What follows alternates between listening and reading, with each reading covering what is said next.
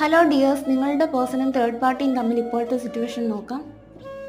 5 of wands, 7 of pentacles, 3 of sorts, bottom energy 8 of cups ആണ്.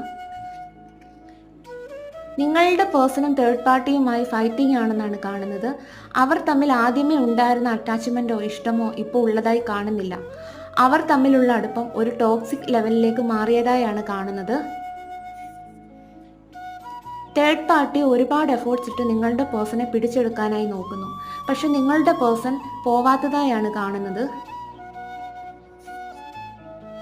നിങ്ങളുടെ person third പാർട്ടിയിൽ ഉണ്ടായിരുന്ന സ്നേഹവും വിശ്വാസവും നഷ്ടപ്പെട്ടതായാണ് കാണുന്നത്.